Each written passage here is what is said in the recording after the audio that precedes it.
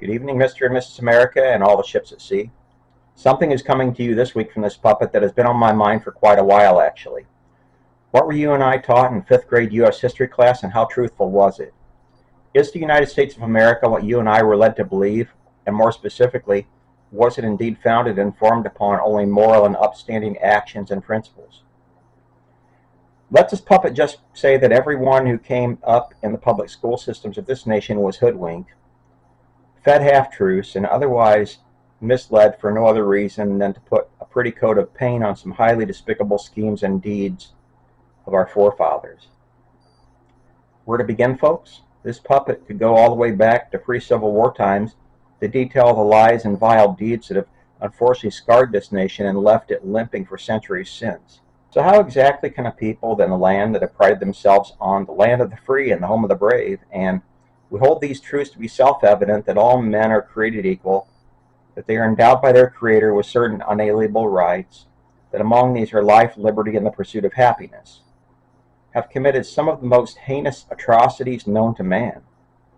Well, my friends and colleagues, it is due to the fact that narcissists and sociopaths abound, and that is the core reason why socialism and communism can never succeed, but that is a topic for another video entirely. Is it ever my intent to focus squarely on the negatives? No.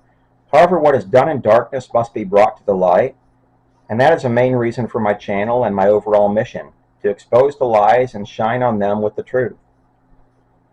Way back in 1823, merely 47 years after the nation's founding, something called the Monroe Doctrine came into being as a tenet of U.S. foreign policy.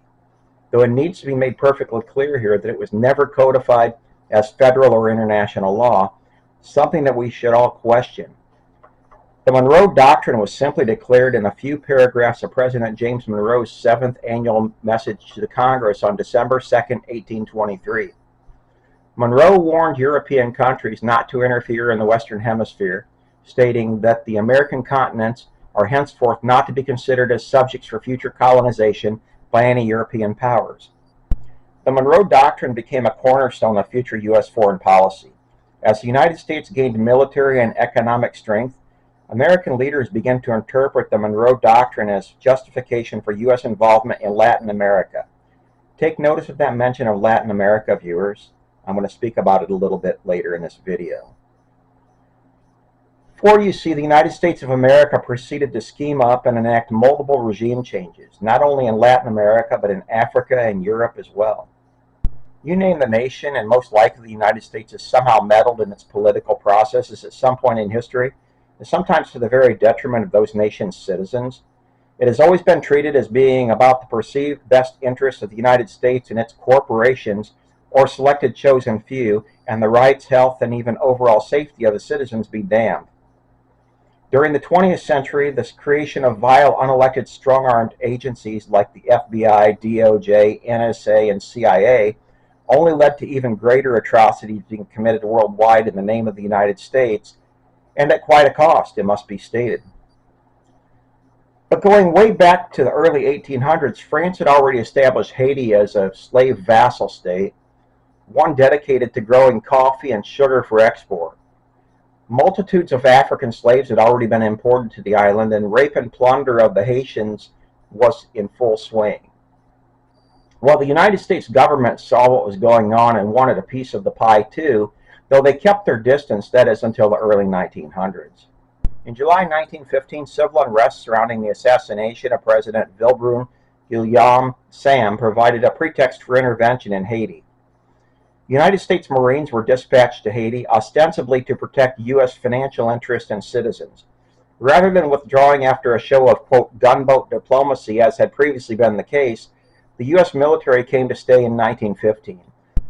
Marines seized control of the country, disbanded the Haitian military, and installed Philippe Soudre d'Artiguenave, a mulatto, as president from 1915 to 1922. In 1916, the United States expanded its occupation to the entire island of Hispaniola when it intervened in the neighboring Dominican Republic. During its nearly two-decade occupation, the United States amended the Haitian Constitution, stabilized the economy, and made improvements in infrastructure. U.S. Marines also trained a new Haitian National Guard called Garde de Haiti, a security unit that harassed and even killed opponents of the occupation. In fact, my viewers, it can be said that much of what ails Haiti to this day can be traced directly to the United States invasion and occupancy, along with the prior French pillaging of that island nation. Where did a supposedly democratic nation like the United States get off essentially robbing and plundering an impoverished nation and its people? Well, let's look to the next country I'm about to discuss, the Philippines, for context. Freed from the centuries-long rule of Spain in 1897, the Philippines was about to endure 48 long years of American tyranny that only ended after World War II came to its end. Again, here is a prime example of a formerly colonized nation that supposedly thought the practice so horrendous that a revolution was fought against it, yet seemed to have collective amnesia when it came to land grabs and resource hogging from smaller nations without the military or political might to stand against it. Oh, and by the way, the criminal takeover of the Philippines followed land grabs galore by the crooked states of America in the Caribbean region.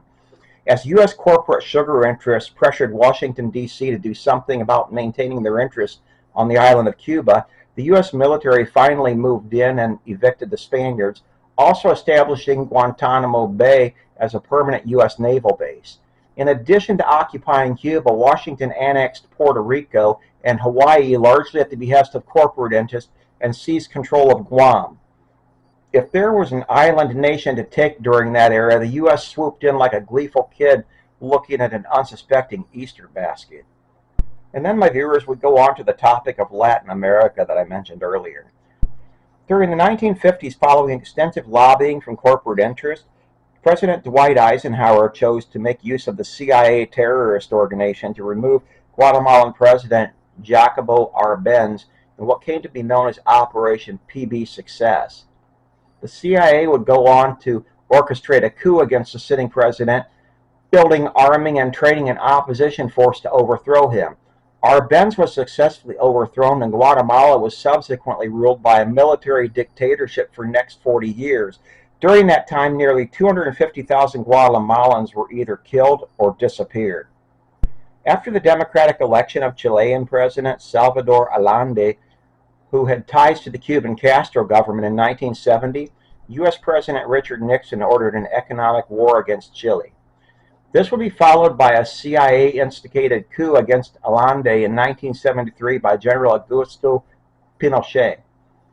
Following the coup, Pinochet's regime would become one of the most oppressive and brutal military regimes of the 20th century. The U.S. supported Pinochet's military dictatorship for decades. Pinochet banned political parties, dissolved Congress, and scrapped the Constitution. He also censored the press, banned unions, permitted torture and repression, and according to one government report, killed nearly 28,000 people during his reign. My faithful viewers, I could go on and on with the rigging of governments and nations at the hands of the U.S. CIA terrorist organization, but this video would also be a lot longer, and I believe you are seeing the overall picture here.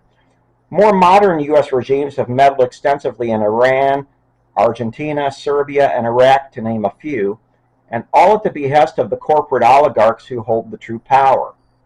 This, kids and cousins, should make each and every one of us worry to the true intent and reach of the U.S. government and its unelected henchmen at DOJ, FBI, NSA, and CIA. Do not trust any of them for a single minute if you know what is good for you. In fact, it is high time that Edward Snowden is brought home and given the Congressional Medal of Honor for the filth and debauchery he exposed. Good night, my loyal viewers, and sleep well.